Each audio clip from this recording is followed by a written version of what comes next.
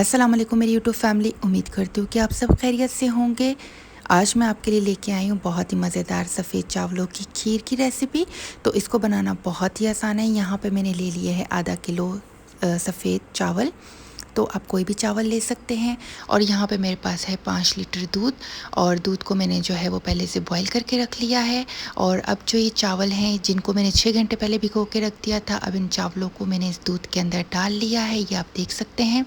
मेरी थोड़ी सी video record नहीं हो सकी थी जब मैं चावल इसके अंदर डाल रही थी, तो उसके लिए माजरत। और यहाँ पे मैंने जो है 5 लीटर दूध के अंदर सारे के सारे चावल ऐड कर लिए हैं।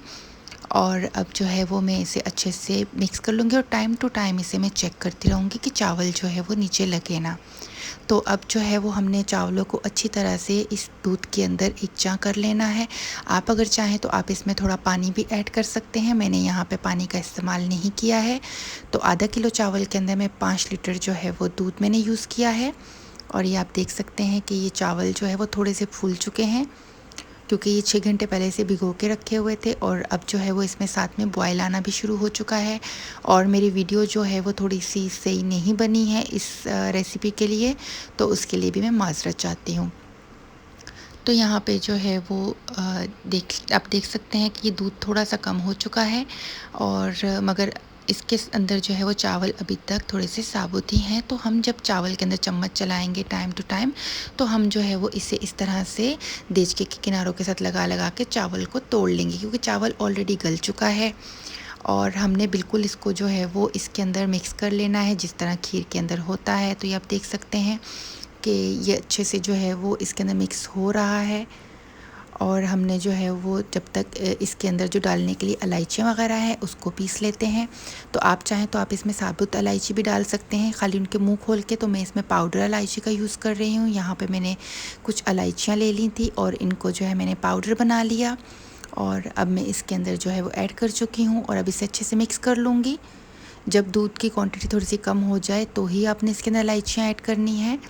और अब जो है वो मज़ीद इसमें चम्मच चलाती रहूँगी टाइम टू टाइम। इसे अनअटेंडेड नहीं छोड़ना है, वरना आपकी खीर जो है वो देचके के नीचे लग जाएगी, तो पतीली के नीचे लग जाएगी।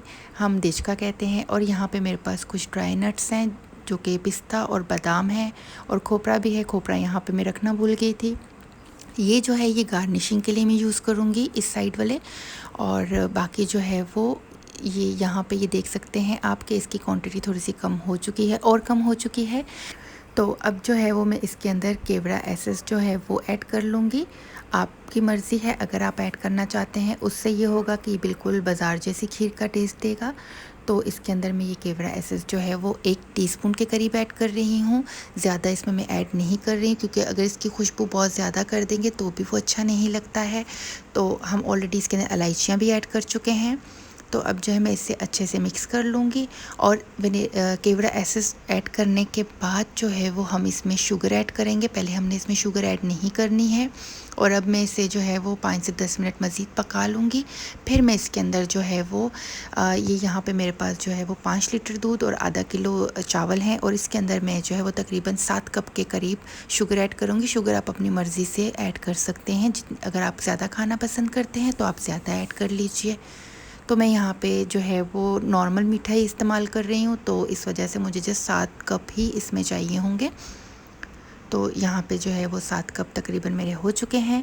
और अब मैं इसे अच्छे से मिक्स कर लूँगी। जब हम इसमें शुगर ऐड कर लेंगे तो इसकी कंसिस्टेंसी जो है वो अगेन थोड़ी सी रनी हो जाएगी। ये थोड़ा सा पहले थिक हो चुका था, शुगर ऐड करने के बाद जो है वो ये अगेन रनी हो जाएगा। अब इसके अंदर मैं थोड़ा सा येलो फूड कलर ऐड करूँगी। ये ऑरेंज नहीं है, ये येलो फूड कलर है। और सेम इलायचियों वाली प्लेट के अंदर मैंने ये 1 चुटकी येलो कलर जो है वो ऐड किया है। ये भी टोटली ऑप्शनल है अगर आप ऐड करना चाहें, क्योंकि हम बाज़ार जैसी खीर बना रहे हैं तो उसमें हल्का सा येलोइश कलर होता है। तो और वैसे दूध को अगर ज़्यादा पकाया जाए तो वैसे भी येलो हो जाता है, थोड़ा सा हाफ़ वाइट हो जाता है।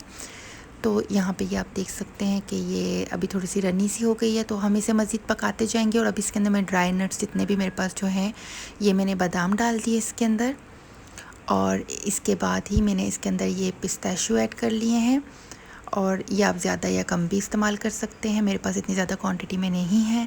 और ये मेरे पास थोड़ा सा खोपरा था नारियल, वो मैंने इसमें ऐड कर लिया है। और अब जो है मैं इससे तकरीबन थोड़ी देर तक फिर पकाऊंगी।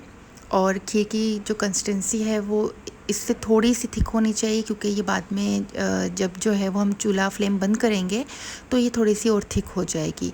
तो और जब हम इसे अगर जो है वो रेफ्रिजरेटर में रखेंगे तो ये सेट होने में इसको तकरीबन 3 से 4 घंटे लगते हैं, तो ये और ज़्यादा थिक हो जाती है। तो इस वजह से इसे बहुत ज़्यादा थिक नहीं करते हैं। तो अब जो है वो ये आप देख सकते हैं कि ये पक चुकी है बिल्कुल। और अब जो है मैं फिर भी इसे तकरीबन 10 मिनट तक मज़ीद पका लूँगी। और मैंने आपको ज़ूम करके भी दिखा दिया है कि ये किस तरह से लग रही है।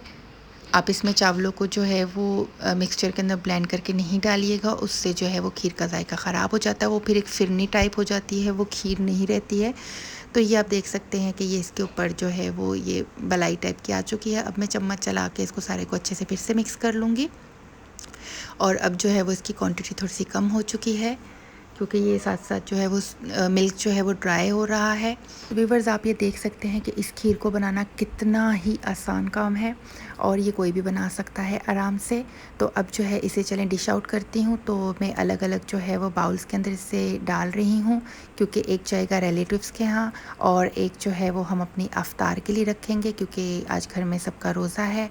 तो एक जो है वो मैं बाउल अफ्तार के लिए अपने रखूँगी और एक जो है वो मैं लास्ट में जो चखने के लिए रखूँगी उसके अंदर मैं भर के अभी से रख रही हूँ। तो आप देख सकते हैं इसकी कंसिस्टेंसी। तो ये थोड़ी सी अभी भी रनी ही है, तो ये थोड़ी देर में सेट हो जाएगी। तो व्यूअर्स, इसी के साथ ही अगर आपको मेरी ये वीडियो पसंद आई है तो प्लीज़ लाइक के बटन पे क्लिक कर लीजिए। आपकी सपोर्ट मेरे लिए बहुत मायने रखती है।